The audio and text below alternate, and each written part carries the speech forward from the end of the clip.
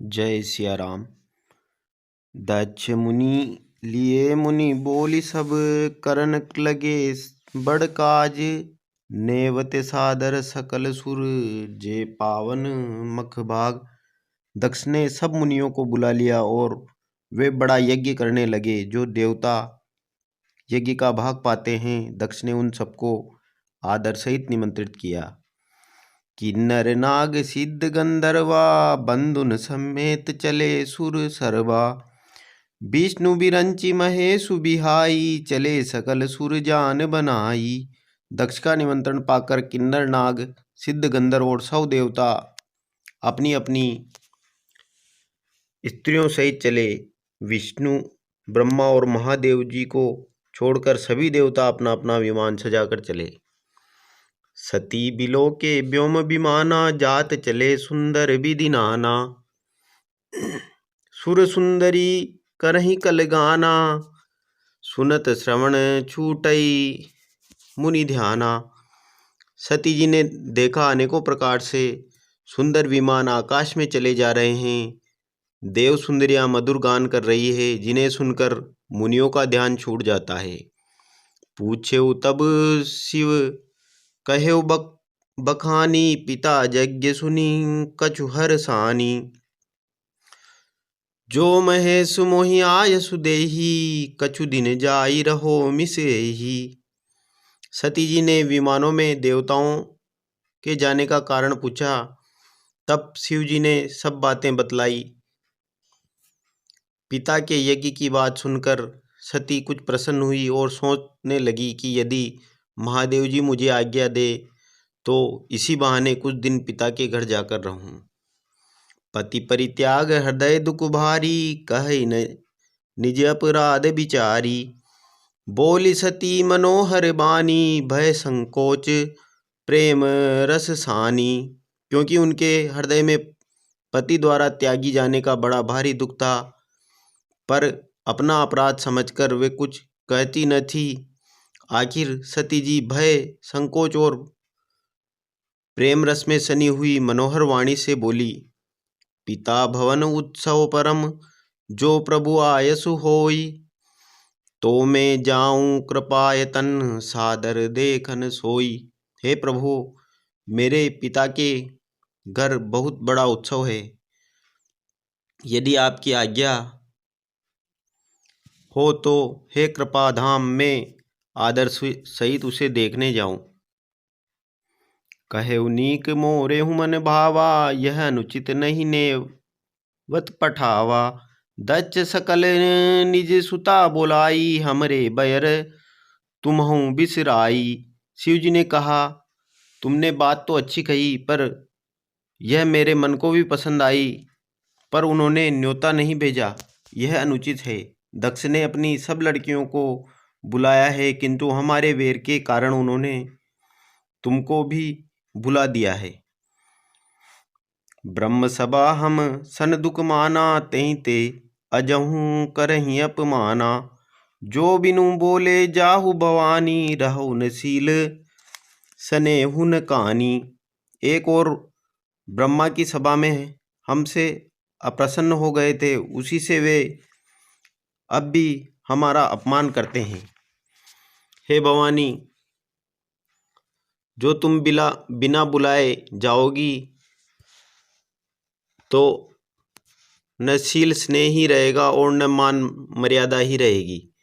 यद्यपि मित्र प्रभु पितु गुरु गेहा जाए बिनु बोले हूँ न संदेहा। तदपि विरोध मान जह कोई तहाँ गए कल्याण न होई। यद्यपि इसमें संदेह नहीं कि मित्र स्वामी पिता और गुरु के घर बिना बुलाए भी जाना चाहिए, तो भी जहाँ कोई विरोध मानता हो उसके घर जाने से कल्याण नहीं होता। भांति अनेक शंभु समुझावा भावी बस न ज्ञान उर आवा। कह प्रभु जाहूँ जो बिनहि बुलाए नहीं भली बात हमारे भाई।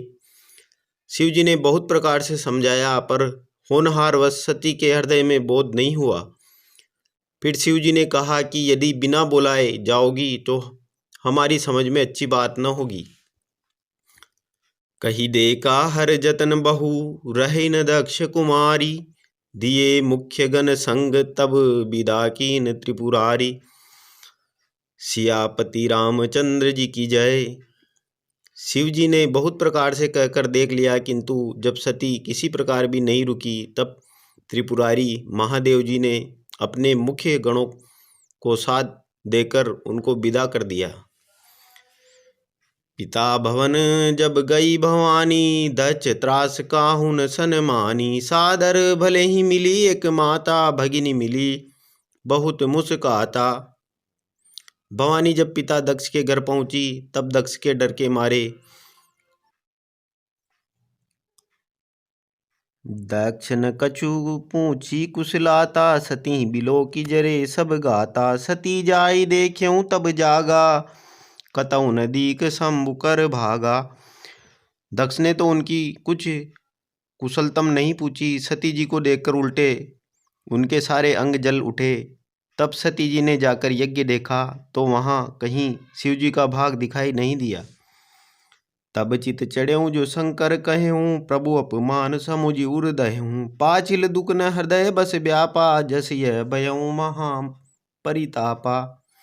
तब शिव जी ने जो कहा था वह उसकी समझ में आया। स्वामी का अपमान समझकर सती का हृदय जल उठा। पिछला पति परित्याग का दुख उनके हृदय में उतना नहीं व्यापा था जितना महान दुख इस समय पति अपमान के कारण हुआ। यद्यपि जग दारुण दुख नाना, सब ते कठिन जाति अवमाना। समुझी सो सती भयों अति क्रोधा, बहुविध जननी कीनी प्रबोधा। यद्यपि जगत में अनेक प्रकार के दारुण दुख है, तथापि जाति अपमान सबसे बढ़कर कठिन है। यह समझकर सती को बड़ा क्रोध आया। माता ने उन्हें बहुत प्रकार से समझाया बुझाया। शिव अपमानु न जाई सही, हृदय न होई प्रबोध। सकल सबहि हटी हटकी तब, बोली बचन संकोप। सियावर रामचंद्र शंकर हरिओम। परंतु उनसे शिव जी का अपमान सहा नहीं गया, इससे उनके हृदय में कुछ भी प्रबोध नहीं हुआ। तब वे सारी सभा को हठपूर्वक डांटकर क्रोध भरे वचन बोली। सुनौ सभासद सकल मुनिंदा, कही सुनी जिन शंकर निंदा। सो फलु तुरत लहब सब काहू, भली भांति पछिताह पिताहू। हे सभासदों और सब मुनीश्वरों, सुनो, जिन लोगों ने यहाँ शिव जी की निंदा की या सुनी है, उन सबको उसका फल तुरंत ही मिलेगा, और मेरे पिता दक्ष भी भली भांति पछताएंगे। संत शंभु श्रीपति अपबादा, सुनी जहाँ तह असिमर जादा। काठिन तासु जीव सो बसाई, श्रवण मूंदिन चलीह पर आई। जहाँ संत शिव जी और लक्ष्मीपति विष्णु भगवान की निंदा सुनी जाए, वहाँ ऐसी मर्यादा है कि यदि अपना वश चले तो उस निंदा करने वाले की जीभ काट लें, और नहीं तो कान मूंदकर वहाँ से भाग जाएं। जगदात्मा महेश पुरारी, जगत जनक सबके हितकारी। पिता मंदमति निंदत तेहि, दक्ष शुक्र संभव यह देही। त्रिपुर दैत्यों को मारने वाले भगवान महेश्वर संपूर्ण जगत के आत्मा हैं। वे जगत पिता और सबका हित करने वाले हैं। मेरा मंदबुद्धि पिता उनकी निंदा करता है, और मेरा यह शरीर दक्ष ही के वीर से उत्पन्न है। तजी हऊँ तुरत देह तेहि हेतु, उरधरी चंद्रमौलि वृष केतु। अस कहीं जोग अगिनित अनुजारा, भयों सकल मक हाहाकारा। इसीलिए चंद्रमा को ललाट पर धारण करने वाले वृष केतु शिव जी को हृदय में धारण करके मैं इस शरीर को तुरंत ही त्याग दूंगी, ऐसा कहकर सती जी ने योगाग्नि में अपना शरीर भस्म कर डाला। सारी यज्ञशाला में हाहाकार मच गया। सती मरन सुनी शंभुगन, लगे करण मक खीस। यज्ञ विध्वंस बिलो की भृगु, रक्ष की निमुनीश। सती का मरण सुनकर शिव जी के गण यज्ञ विध्वंस करने लगे। यज्ञ विध्वंस होते देखकर मुनीश्वर भृगु जी ने उनकी रक्षा की। समाचार सब शंकर पाए, वीरभद्र करि कोप पठाए। यज्ञ विध्वंस जाय तिन कीना, सकल सुरन विधिवत फल दीना। ये सब समाचार शिव जी को मिले। तब उन्होंने क्रोध करके वीरभद्र को भेजा। उन्होंने कहा वहां जाकर यज्ञ विध्वंस कर डाला और सब देवताओं को यथोचित फल दंड दिया।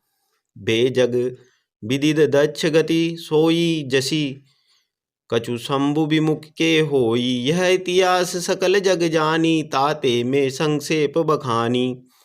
दक्ष की जगत प्रसिद्ध वही गति हुई जो शिवद्रोही की हुआ करती है। यह इतिहास सारा संसार जानता है, इसीलिए मैंने संक्षेप में वर्णन किया है।